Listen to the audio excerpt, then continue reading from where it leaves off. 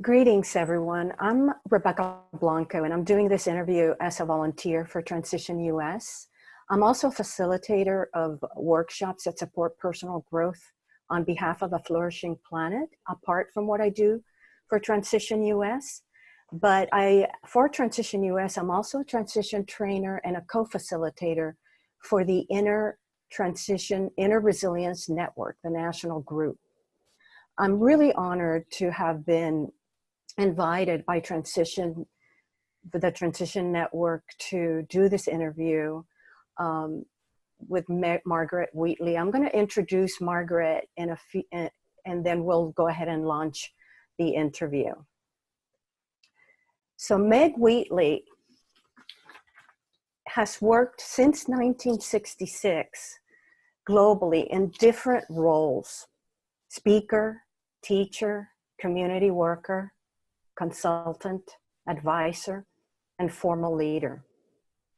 From these experiences, Meg's developed an unshakable conviction that leaders today must learn how to evoke people's inherent generosity, creativity, and need for community.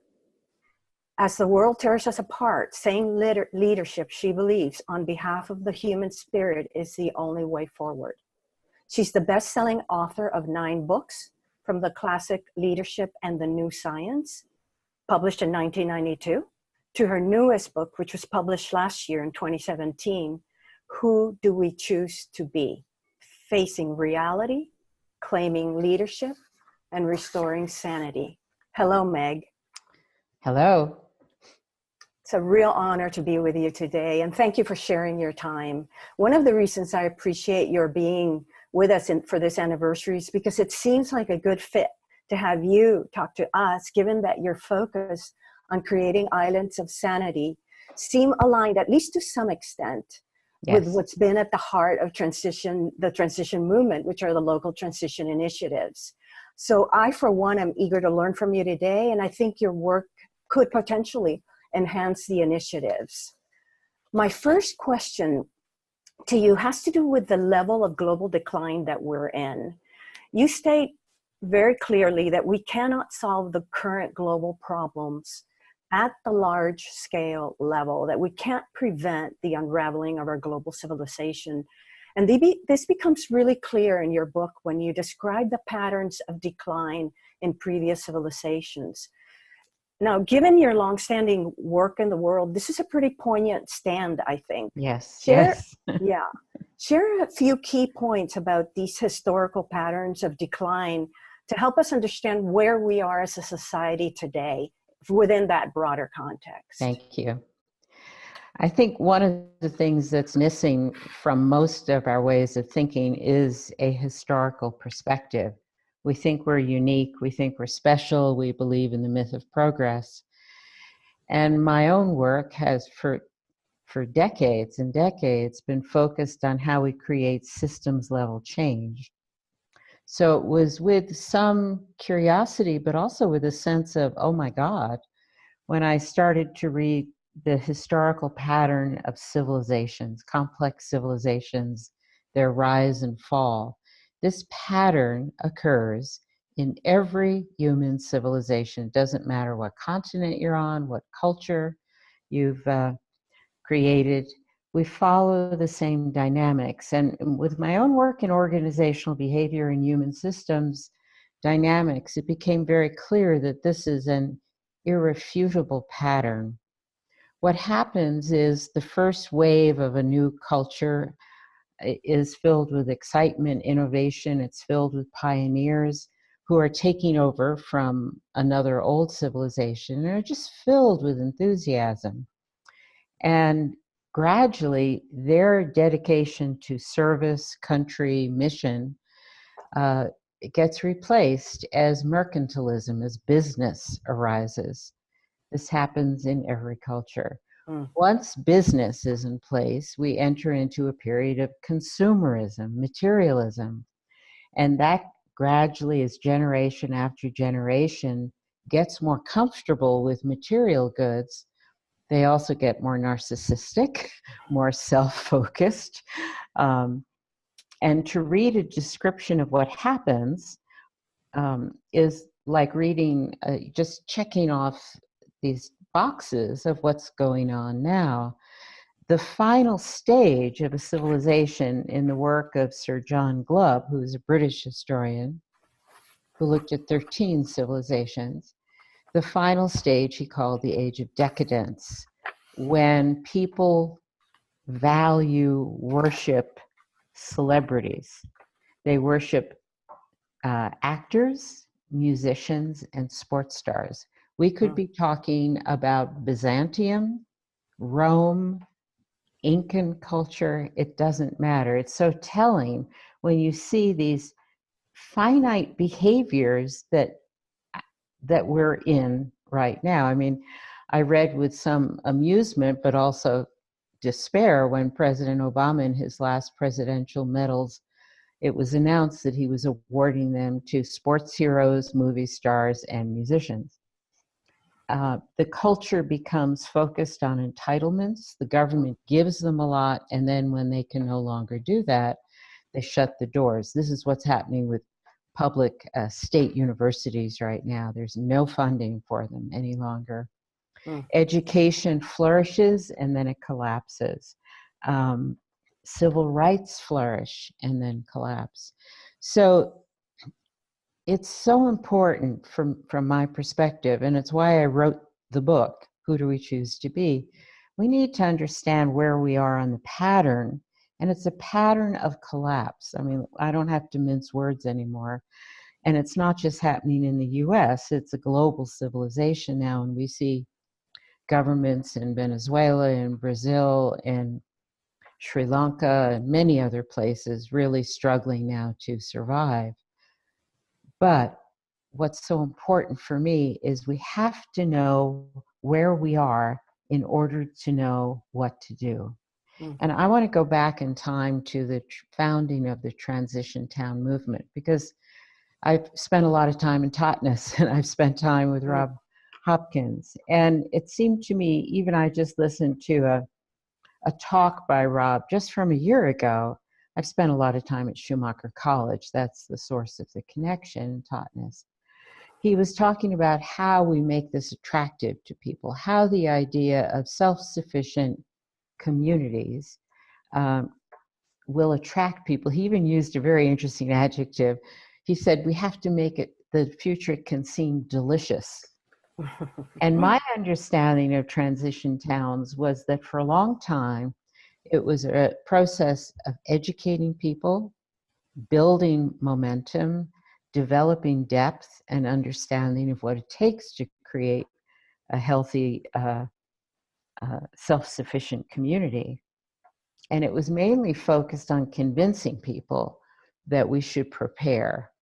Now, from my historic perspective and my personal perspective of being, I'm still out in the world all the time, is we're past needing to convince people.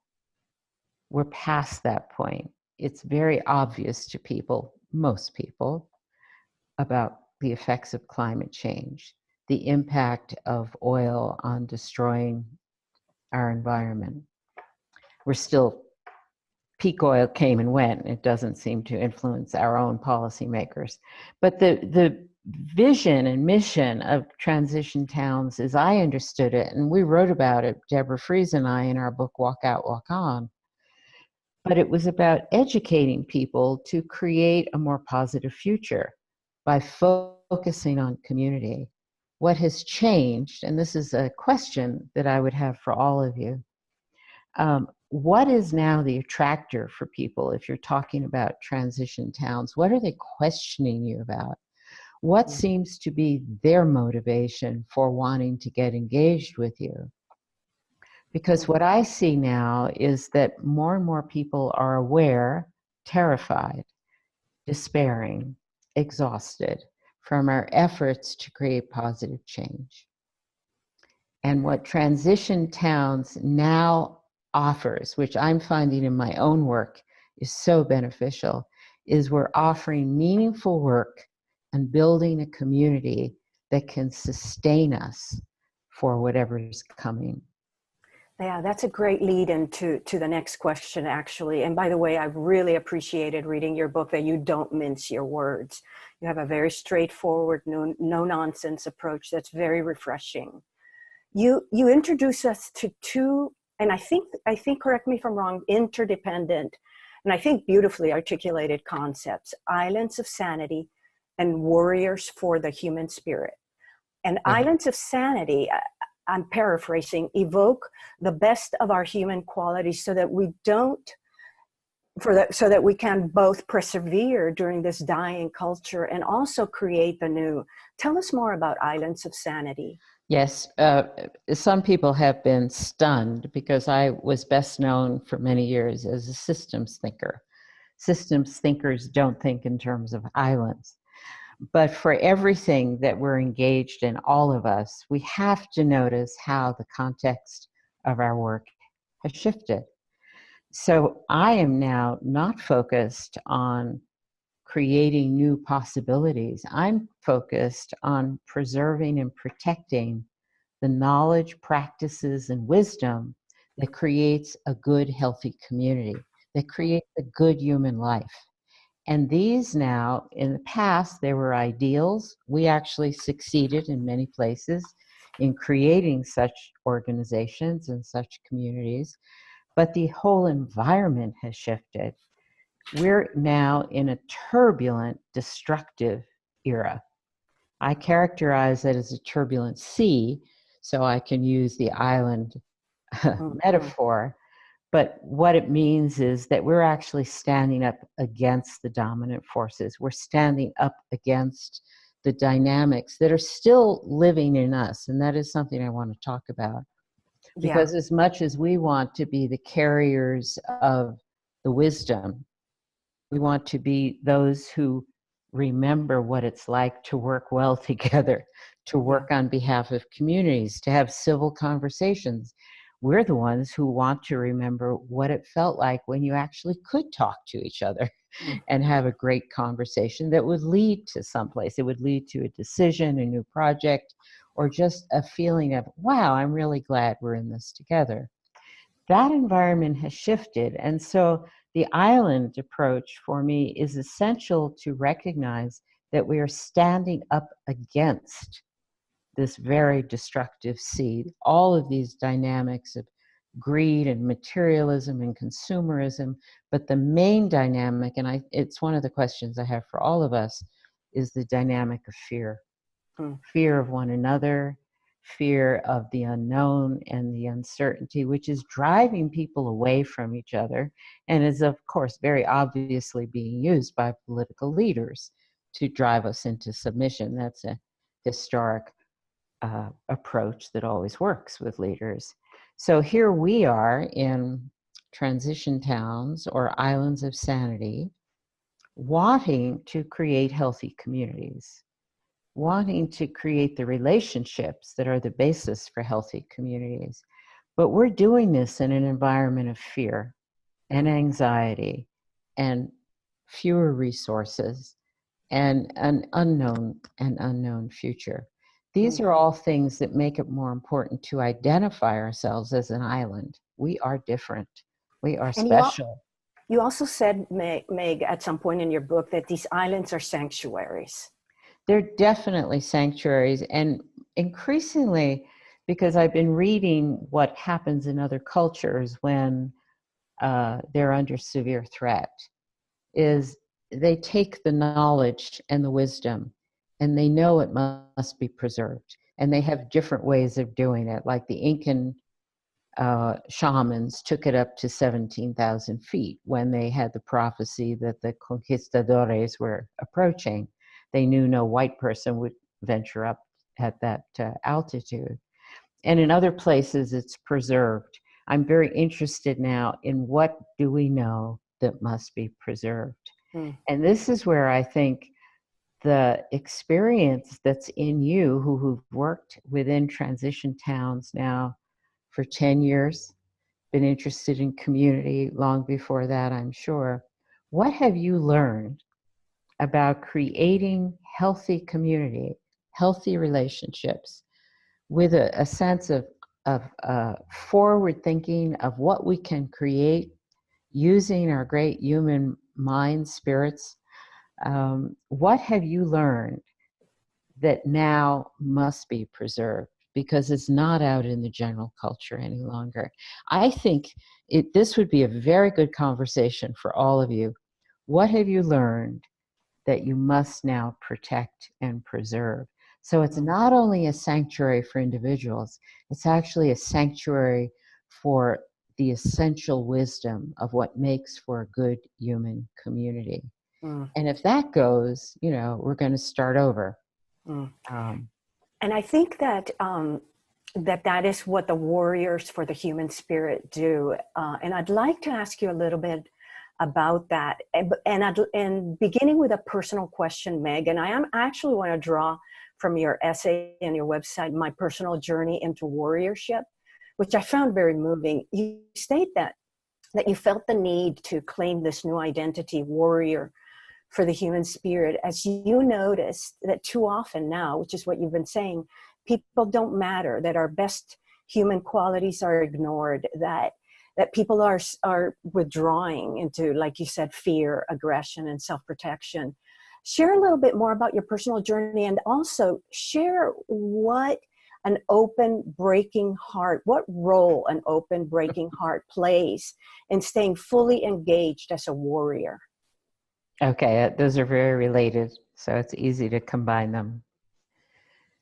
I've worked with leaders for coming on to, it's 50 years now. And I've always been interested in supporting really good leaders. And what I started to notice in the early 2000s after 9/11 was this complete shutdown based on fear. And then this whole climate that arose now that is so desperate for us all. And when I noticed that good leaders could no longer do the good work that they knew worked, they had no longer had time, resources, acceptance from those above them to do the work of engaging people, of bringing people together, of thinking together. I watched thinking disappear from the organizational scene from about 2000 on. And now you don't see it anywhere, do you? And I watched the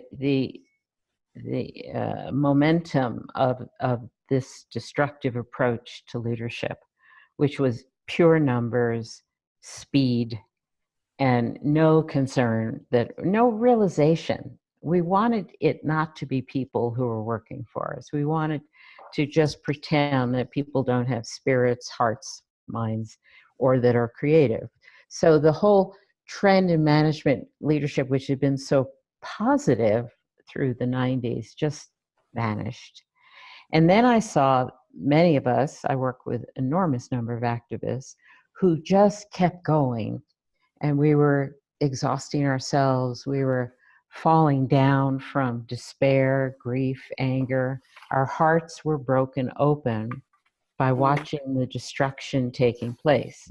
This is before the Trump administration came in and then started this massive exponential destruction.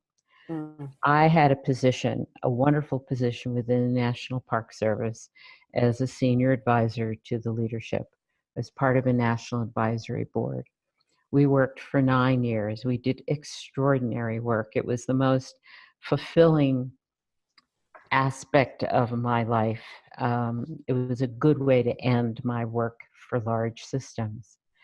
And we resigned en masse in January because we were just watching the destruction of national parks, which is still going on.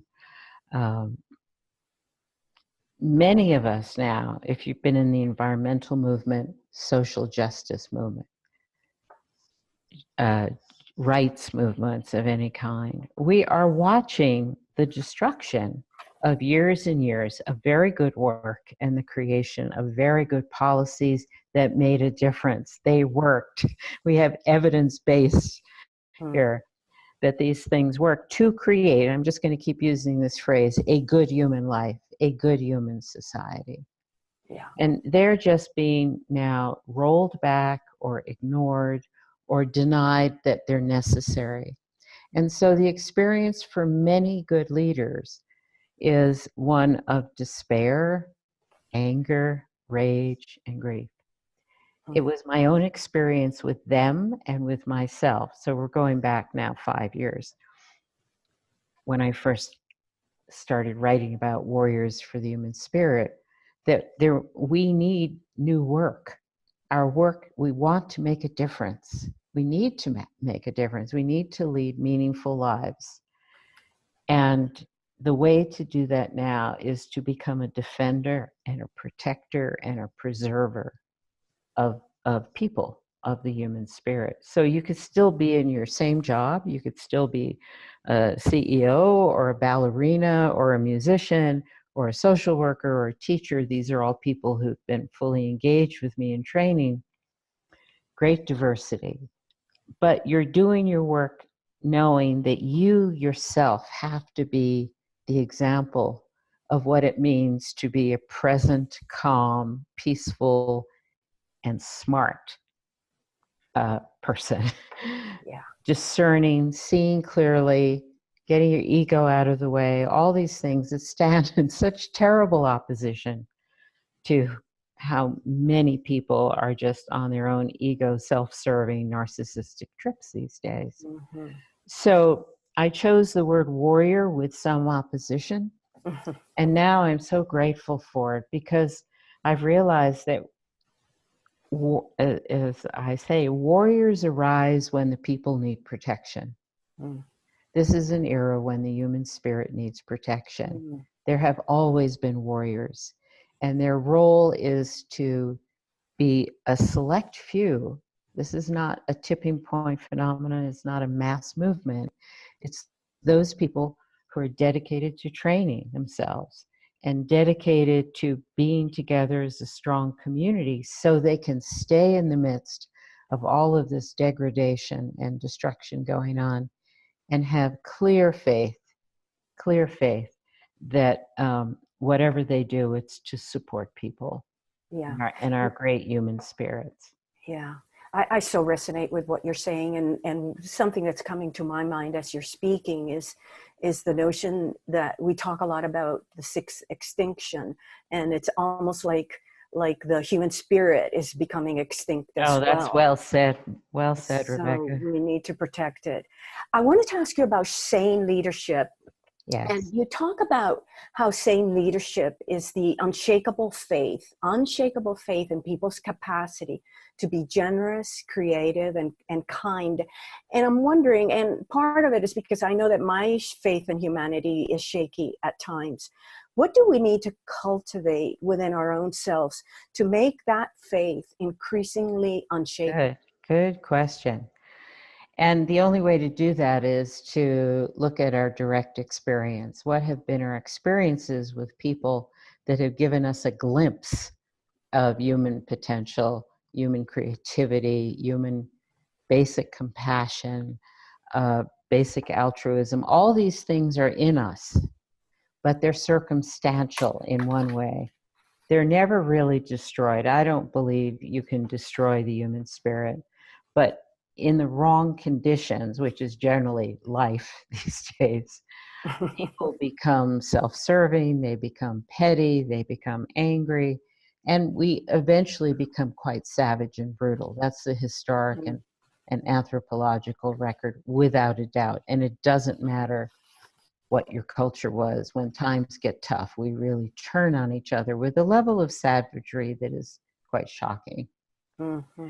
But for those of us who are leaders, and I want to come back to those of you with experience now in building community, what have been your direct experiences with people showing their goodness, showing their altruism, showing their compassion, and coming up with great creative solutions in a very difficult situation? Because that's the foundation for a healthy community. So it's the leader's task to shift from the people can be generous, creative, and kind, to creating the conditions, holding the faith there, but creating the conditions for people to discover that in themselves. Now, you see this so clearly. I spent many years looking at post-natural disaster situations because I knew I was going to see the best of human nature in those circumstances. And we do see it. And then when it gets completely screwed up is when the government comes in, when organization comes in. And then it pushes people away from their spontaneous outpouring of generosity and service to others. And it pushes people back into the, well, what's in it for me? I'm not getting what I need here, and such. So we see both sides of human nature in a natural disaster as well. I'm not saying we cannot have organized responses. These are essential and life-saving and very critical. But we also need to see that our natural, our spontaneous reaction when seeing another human being suffering is by far to want to help. And that's why people rush into disaster situations and at great sacrifice to themselves and their families. So the task for anyone who's leading a community, who's leading an organization, who's leading effort, is to focus on what are the conditions that will bring out people's best. And what do we do when we see their worst? You know, Yeah. And this is critical. Yeah. This question might not be exactly about the conditions, but it might be. But I wanted to ask it because I thought it was so important. In your warrior training, you ask everyone to choose a name, and I quote, a name that draws us forward into the future, a name that requires us to be fearless. And I love that you do that. Why does the naming process matter? How does a name make a difference? Oh, great questions, Rebecca. Thank you very much. Just think about this. And we don't ask people to choose a name. We give them a name. We say, you are a warrior for the human spirit. If you want to be Sam, that's fine, but you're a warrior for the human spirit. I went through this personally. When I call myself a consultant, there are certain expectations. And there are certain patterns that come into play, especially like approval, wanting to be liked, couching my messages to senior leaders so that they will accept me and keep me hired as a consultant. If I name myself a teacher, there are certain expectations put on me and certain responsibilities I have, but also certain reactions I'll have. So every identity we choose, and it is a choice. I mean, many of us don't feel it's a choice, but it really is. We don't have to be any one of these ways that we manifest. But if we choose to be a warrior for the human spirit, we are putting ourselves in a lineage, a tradition of a few people who are dedicated to service in a very dire time. And we work very hard with our minds to overcome our needs for approval, to overcome our fear, to not respond with aggression, to not meet aggression with aggression, and to work with our own fear. Of course, we have fears. Fears are legitimate these days, but we want to work with them and not succumb to them. So whatever name you choose for yourself does bring along a whole set of expectations and a set of patterns and traditions of other people who've held that same name. And that's why I'm more and more happy that we stayed with the name warrior, because it's a very noble endeavor. Yeah, I thought it was great that you did that. I think the process of naming is really, truly makes a difference. I wanted to ask you a little bit about the dwelling mind as opposed to the rational mind. Yes. And you discuss openness in a variety of ways throughout your book, and the importance of inner spaciousness and how it is that inner spaciousness or a dwelling mind supports clarity. It brings forth those aha moments. Why is that significant at this point in our history? It's significant because we are completely screwed up and terrorizing ourselves because we've stopped thinking. We've stopped using our rationality. It was what Aristotle called the virtue. He defined virtue as rationality because it was what we humans possessed in contrast to what animals possessed. And again, I want to take all of you listening to me back to your own experience. Do you recall, are you old enough to recall a time when you just sat around in casual conversation, when you didn't feel time pressure, when you all were relaxed and you were dealing with a problem, but there was no need for instantaneous answers, and you weren't also totally distracted with a cell phone, and you weren't distracted with having to go to the next series of meetings and feeling your whole day was just a march through meaningless meetings? If you can remember that time, then you will remember what is indicated by calling it dwelling mind. It's a relaxed mind. It's a mind that's open to information. It's open to differences of opinions.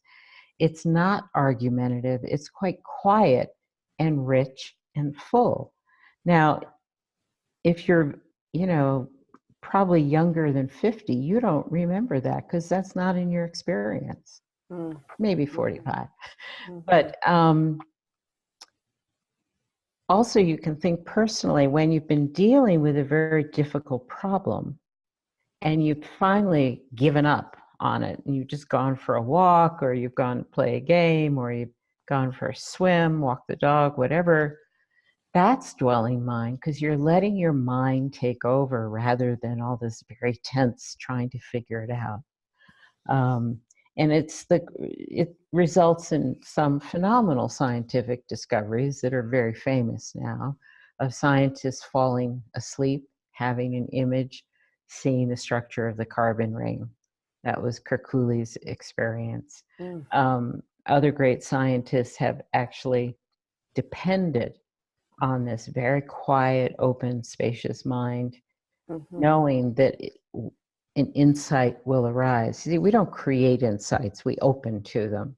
And so in the way that we are handling things right now, oh my God, we're so on the wrong track. And it sounds like that also plays a significant role in group processes. You talk about restorative group processes. And you mentioned how important it is as a group to enter into the unknown, to let go of our grip of information and be uncertain. And that at that point, the life within the system begins to move and begins to come alive. Well, it's really at the heart of all of these processes where we relax, surrender, understand that we really don't know the solution, but if we get quiet, there's a greater intelligence at work. There's a greater intelligence in the group. And then we can, many of us experience just a greater intelligence. So how do we open to that? Well, we have to surrender. We have to surrender our certainty. And we exchange it for not knowing, which is, if you're trained to be an expert and paid to be an expert, you can't go down that road too easily because people want answers and they want them now. But again, this is about reclaiming things, reclaiming qualities and wisdom that has now been lost in this cyber craziness that we're all living in right now. It's a false reality we're living in. These ways of being together in circle, in conversation, in deep listening, in respect for one another, these have basically disappeared in this highly polarized time. But if you're working at the community level, yes, that's exactly the processes that you need to remember and you need to be using, because that will give you capacity, that will give you ingenuity, innovation, solidarity, good relationships, all the things that we've lost because we're just so hyper speed focused on nothing. It's not a coincidence that this particular celebration is called Unleashing the Collective Genius. So that's Yes. exactly what we're talking about here. Yeah. So let's stay with that image. Thank you for bringing that in. Yeah. What are we unleashing? You can't unleash something that isn't there, right? Hmm. So what does it take to unleash a capacity that you have faith in being there? That's your work. You have to have the faith that human capacity truly exists. And it's hard to find it these days. But you, again, you consult your own experience and see the times when you have seen people at their very best, and then look at what was going on that created that, brought them out, brought them into their very best. Those are conditions that were present. So all you have to do to unleash human capacity, creativity, generosity, patience, compassion, love, all the things we crave these days, belonging. You don't unleash it in any other way except through the conditions you create. It's like unsnapping that lock on your dog's leash. Mm-hmm. You have to know what you're doing. You have to know which way to push it. So creating the conditions for people's best qualities to come forth is all the work. And that when I talk about it, it takes place in a community. It doesn't take place globally. It doesn't take place at large levels of scale, but it can certainly take place within a transition town. You also talk about the importance of moving beyond hope and fear. Yes. Yeah, you've been encouraging people to do that for a very long time, and Yeah. you state that our realities, our perception of reality, becomes obscured by the filter of our hopes and dreams. And this is so very interesting, given that our society is so attached to Right. the idea of hope. You present a different perspective, though, one that breaks that endless cycle of hope than fear. Talk about that. Well, one person said that expectations, which is what we're talking about with this word hope, expectations are just premeditated disappointments. You know, very rarely do we succeed with our expectations in this highly goal-oriented, measurement culture that we're now in. What happens when people know they need to meet a goal, they don't want to be disappointed. They don't want to get punished for disappointing their boss. So they set very low goals. So we're not really using a sense of expectations to create bold new visions. Bold new visions of what's possible are not created from setting expectations and goals. They're created because no matter what happens, we know that's the right thing to do. So Václav Havel, the president of the Czech Republic and a beautiful poet and revolutionary leader, said that hope is not the certainty that things will turn out well, but the conviction that something is worth doing no matter how it turns out. Mm-hmm. That's the place beyond hope and fear. Hope and fear are twins. You can't have one without the other. You hope for an outcome. When it doesn't happen, you go down in fear or despair or anger. But if you are really focused that this is my work, this is the right work for me to be doing at this time, with what I know, with who's here, with what resources I have, this is my right work. And then you're free of hope, which means you're free of fear. And that's where fearless activism is born. We're doing it because it's the right work to do. Yeah. This is this is our last moment together. I would really encourage all of you to notice again the times when you have just done what felt important to do. And the motivation was not about success or failure. The motivation was this clarity that I just did something really good. And it was good, not in the eyes of the world, but it was good because I took the step, I did it, and no matter what happened, it was my right work. Yeah. So in the training, in the transition training, and some of the initiatives probably do this, we do positive visioning. as a group, we engage in a practice where we begin to imagine what the future would look like, that would not be opposed to the idea of creating hope. That feels like a Yeah. constructive practice to you. It's a constructive practice, but it has an edge. Mm-hmm. And the edge is that people then take the vision and put it into time and steps for implementation. Mm-hmm. And that's bound to fail. Mm-hmm. But what I find particularly important, and I'm advising many organizations right now on this, is you do create that vision, and that has to be alive and real for you. It has to have a quality of, I will do everything I can to make this happen. Mm-hmm. And then periodically you go back to the vision and you reignite it in you. You refound it, was the word used by the Catholic nuns. That periodically they went back to the original vision. In their cases, they went back to young women, foundresses who came to America to set up hospitals in 1860 or so. What was the energy and the spark that was in that vision? You keep the vision alive, but you don't reduce it to specific steps. Of course, you have to do that in this world, but don't get hooked on that. Stay connected to the energy of the vision, and then let the vision change as the current context changes, you know. So since we're almost out of time, Meg, is there anything that I have not asked you that you want to make sure you address? I just want to say that for all of you who've been engaged in transition towns, that you are an incredible resource if you recognize it, because you've been working to create community as the locus of change for many years now. That's the knowledge and wisdom that first I think is very important that you become conscious of, make it visible.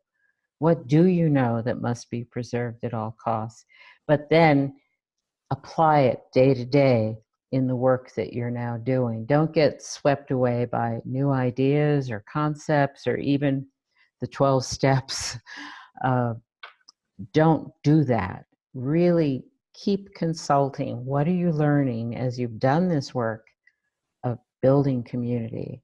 What have you learned that you can now apply to the next thing and the next thing? You do have a body of expertise here, and I'm just not sure that it's as clear to you as it is to me, because you can also get mired down in techniques or stages of development or what you need to educate people in. But I would advise all of you at this 10-year mark to really look thoughtfully, what have we learned that must be preserved at all costs? I really appreciate your wisdom, Meg, and maybe I'm not hoping, but maybe at some point in the future, you and Transition US can interface, and I have no doubt that transition initiatives could be so enhanced by your wisdom and your experience. Thank you for being with us. I've been very privileged to have this time with you all. I wish you the very, very best. Take good care, Meg. Bye-bye.